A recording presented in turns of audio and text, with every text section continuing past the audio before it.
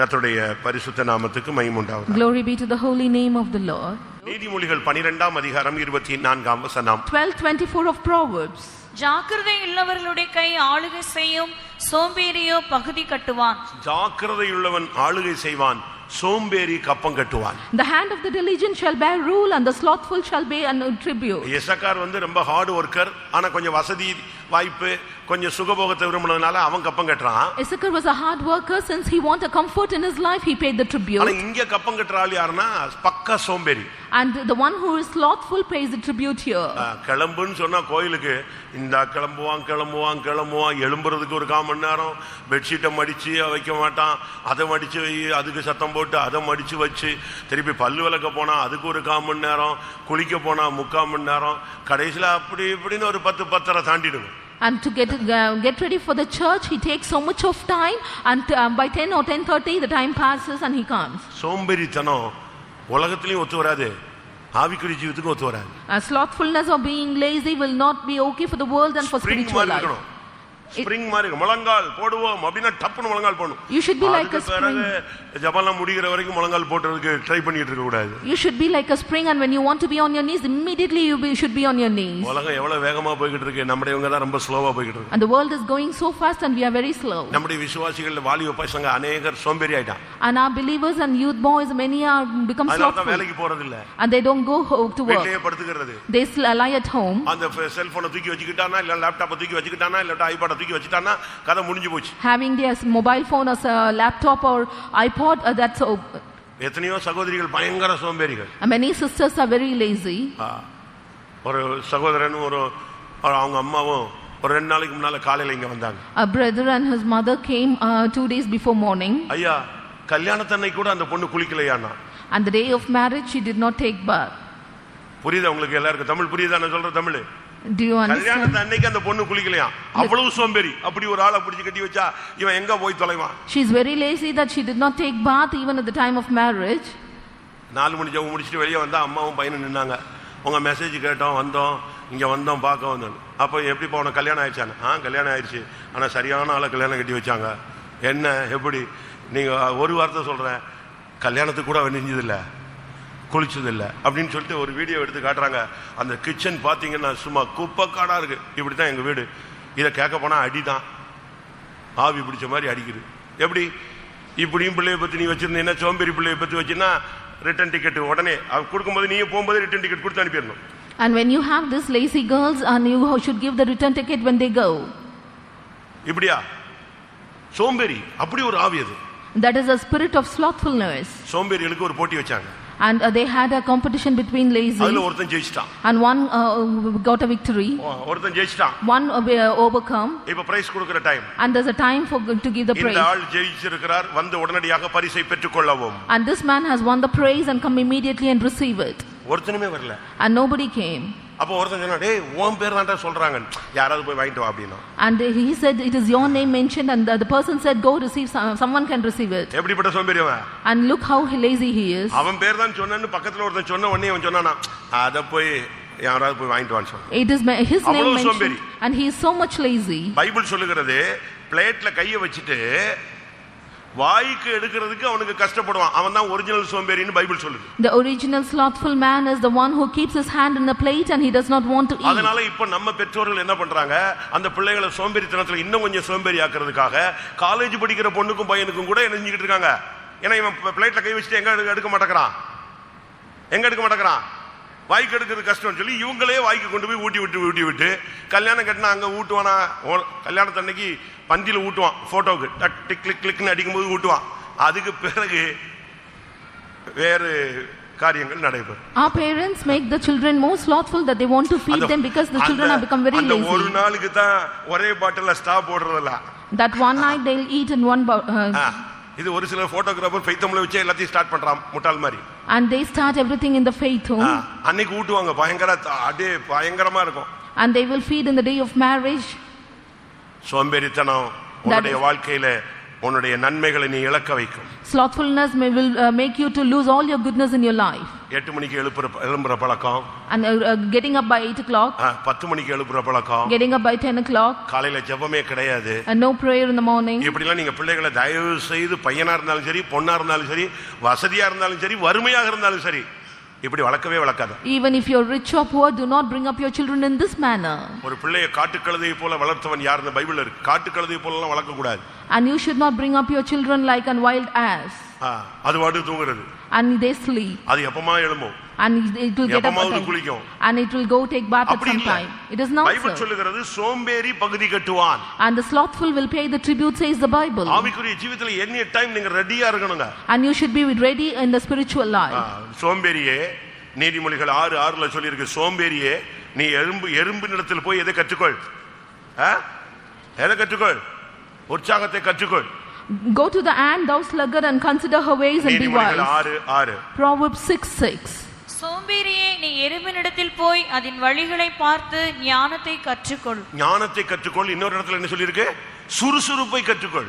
And you need to learn wisdom and also the being very intelligent. பெந்தகோஸ்தல வந்துட்ட பிறகு நீங்க சோம்பேறியாக இருக்க கூடாது. Coming to this Pentecostal mission, you should not be a slothful man. ஒரு சில குடும்பமே அப்படி இருக்கு. அது என்ன பண்றேன்னு தெரியல. born nature. A few families are like this and it's a born nature for them. அம்மாவும் 10 மணிக்கு தான் எழும்புவா, பொண்ணு அப்போ 12 மணிக்கு தான் எழும்புவா. And mother and the daughter will get up only by 12 o'clock. நான் சொல்றது யாரையும் தாக்குறேன்னு நினைக்க கூடாது. Common. And this is the common thing which I say. நான் எதுக்கு இத சொன்னேன்? Why I am saying this? தீத்து முதலாம் அதிகாரம் 12ஆம் வசனத்தை பார்க்கும்போது, in Titus 1:12, தீத்து 1:12, 1:12 of Titus, கிரேத்தா தீவார் ஓயா பொய்யர், and the island of Cretians are liars. கிரேத்தா தீவார் ஓயா பொய்யர், துஷ்ட மிருகங்கள், பெருவயிற்று சோம்பேறிகள் என்று ஒரு பெருவயிற்று சோம்பேறிகள். And they are slow bellies. அந்த தீவுல இருக்கிறவன் எல்லாரும் எப்படிப்பட்ட ஆளுங்கன்னா பக்காவா போய் சொல்வாங்க. The Cretians are always liars. அடுத்து யாரு?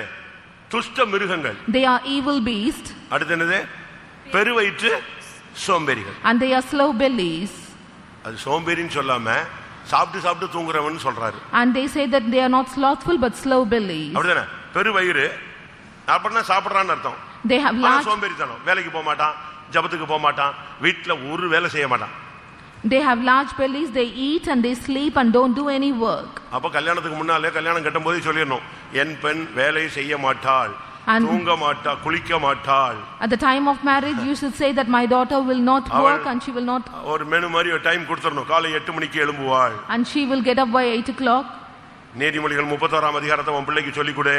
And teach Proverbs chapter 30 to your குணசாலியான daughter. ஸ்திரீ எப்ப தூங்குவா, எப்ப எழும்புவா? And the virtuous woman, when will she sleep and arise? பின் தூங்கி முன் எழுவாள் பத்தினி அப்படின்னு தமிழ்ல ஒரு பழமொழி. The virgin would sleep late and arise awake early. லேட்டா தூங்கி சீக்கிரமா எழும்புகிறவ தான் ஒரு நல்ல பெண்மணி. A virtuous woman is the one who sleeps late and awakes அவள் early. இருட்டோட எழுந்திருந்து And she gets up in dark. அப்படிதான் நீதிமொழிகள்ல வாசிக்கிறோம். And that's how we read in Proverbs. அப்படி ஒரு வாழ்க்கை இருக்கு. And we have a life likewise. சோம்பேறித்தனம் உன்னுடைய ஜீவியத்துல உன்னுடைய மேன்மைகளையும் நஷ்டங்களையும் ஆஸ்திகளையும் ஐஸ்வர்யங்களையும் இழந்து போக வைக்கும். The slothfulness will make all your riches to lose. சோம்பேறியுடைய கைகள் வேலை செய்ய சம்மதியாது. And the slothful hands will not be okay. நீதிமொழிகள் 21:15. 21:15 of Proverbs. நீதிமொழிகள் 21:25. 21:25 of Proverbs. சோம்பேறியின் கைகள் வேலை செய்ய சம்மதியாததினால் வேலை செய்ய சம்மதிக்காது. His hands refuse to work. ஆனா பேச சொல்லுங்க, அடேங்கப்பா தன் பார்வையில ஞானி மாதிரி பேசுவாங்க. And when you ask them to speak, they'll speak as if they are wise. நீதிமொழிகள் 26:16. 26:16 of Proverbs. புத்தியுள்ள மறு உத்தரவு சொல்லத்தகும் 7 பேரை பார்க்கிலும் சோம்பேறி தன் பார்வைக்கு அதிக ஞானம் உள்ளவன். தன் பார்வைக்கு சோம்பேறி எப்படி ஆளு? எப்படிப்பட்ட ஆளு? அதிக ஞானியாக இருப்பாங்க. The sluggard is wiser in his concert. கர்த்தருடைய பரிசுத்த நாமத்துக்கு மகிமை உண்டாவதாக. Glory be to the holy name of the Lord. சீமைகளின் நாயகி, ஜனம் பெருத்தவள், அங்கே கப்பம் கட்டுகிறவளாய் மாறி போனாள். She that is great among the nation and princess among the provinces has become a பெரியவள் tribute. கப்பம் கட்டி விடுகிறாள். And she that is great among the nations praise the tribute. அவள் தனிமையாய் மாறி போய் விடுகிறாள். And she has become solitary. விதவைக்கு ஒப்பாய் போய் விடுகிறாள். She has become as a widow. ஏன் இப்படி ஒரு சம்பவம் நடந்தது? Why is this happened? ஒரு காலத்துல செழிப்பாக இருந்த ஒரு ஆளா ஆயிற்று. And she was prosper at a time. சோம்பேறித்தனம் உன்னுடைய மேன்மைகளையும் தெய்வீகத்தையும் இழந்து போக வைக்கும். The slothfulness will make you to lose all your divinity. 4 மணிக்கு ஜெபம்னா 3:45க்கு டெங் டெங்னு அடிச்ச உடனே டப்பின்னு எழும்பிடுங்க. சுவிட்ச் போட்ட மாதிரி எழும்பிடுங்க. 4 o'clock prayer, 3:45 you should be alert. இன்னும் கொஞ்சம் தூங்கட்டும், இன்னும் கொஞ்சம் தூங்கட்டும்னா 7 மணி தாண்டிடும். Want to sleep a little and it will become 7 o'clock. ஒரு சிலர் படுக்க போகும்போது அலாரத்தை வச்சுட்டு ஆண்டவரே எப்படினாலும் 4 மணிக்கு நான் எழும்பிடணும்னு வைப்பான். 4 மணிக்கு அதை அடிச்ச உடனே பேய் அடிச்ச மாதிரி அதை ஒரே அடி சப்புன்னு அடிச்சானா அது பிறகு அது செத்து போன மாதிரி ஆயிடும். If you keep the alarm by 4 o'clock to get up for the praising, and when it rings they just give one smite and it becomes as if it is dead. ட்ரைனிங்ல வந்து எங்களுக்கு டியூட்டி கொடுப்பாங்க. And they give duties in the training night. இந்த prayer செயின்ல இருக்கிறவங்க எல்லாம் எழுப்பிட்டு வரணும். And those who are in the prayer chain should wake. புரியுதா உங்களுக்கு? Do you understand? இந்த நைட் டியூட்டி பார்த்தா எங்களுக்கு பகல்ல லீவ்.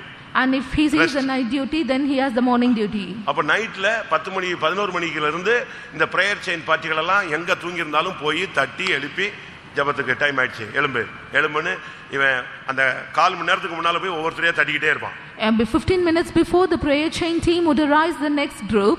4 மணி ஜெபத்து வரைக்கும் இவன் என்ன செய்யணும்? அவங்கள தட்டி கொண்டு வந்து உட்கார வைக்கணும். Till 4 o'clock they make them to sit. பாதி பேர் வருவான், பாதி பேர் ஊழியத்துக்கு போன புதுசுல ஒரு 2 மாசம் பயங்கர ஸ்பீடா இருப்பானுங்க. அதுக்கு பிறகு வண்டி நார்மலுக்கு அப்புறம் அதுக்கு பிறகு வருவான், போகவே மாட்டான். The first 2 months in their ministry they would go, and the next they'll become slow. ஒரு 50% ஒழுங்கா போய்டுவாங்க. And 50% will go correctly. ஒரு குரூப் நேரா போய் இங்க இருந்து எந்திச்சு போய் அங்க தூங்கிடுவான். And they will go there and sleep. ஒரு குரூப் ஒழுங்கா போய் ஜெபம் பண்ணுவான். One group will go and pray. ஒரு குரூப் போகாது.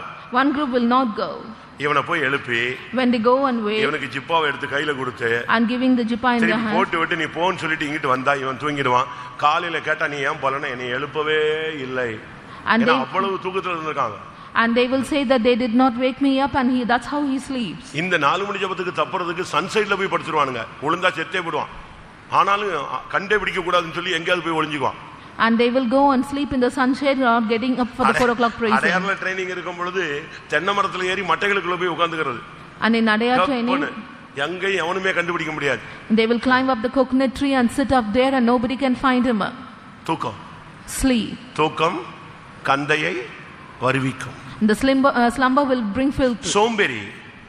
A sluggard. சோம்பேறித்தனம் உன்னுடைய ஜீவியத்திலே நஷ்டங்களை கொண்டு வரும். The sluggardness will bring a loss in your life. இந்த உலக வசதி வாய்ப்புகளை நீ நாடினால் நீ கப்பம் கட்டுகிறவனாய் மாறுவாய். If you seek for the comfortability of the world, you will pay tribute. ஆகும்படி நீ ஆசைப்படாதே.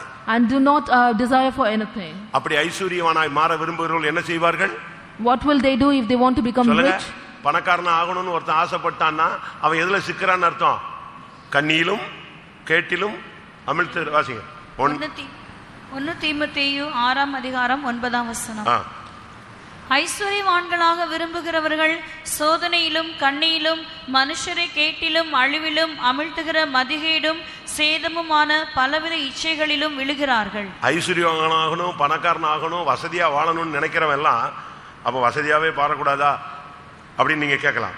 You might think that if you want to become rich, and should I not be rich always? நான் சொல்றேன். And I tell you, ஐஸ்வரியத்தை கர்த்தர் தரணும்னு சொல்றேன். And the richness should be from God. கர்த்தரின் ஆசீர்வாதம் ஐஸ்வரியத்தை தரும், அதனோட வேதனையை கூட்டார். And the richness of the blessing of the Lord will bring richness, and he will not add pain to it. உபாகமத்தில் ஒரு வசனம் இருக்கிறது. And there is a word in Deuteronomy. வேதம் என்ன சொல்லுகிறது? What does the Bible say? ஐஸ்வரியத்தை சம்பாதிக்கத்தக்கதான பலனை தேவன் உனக்கு கொடுப்பார். God will give you a strength in order to get the richness. உபாகமம் 8:18.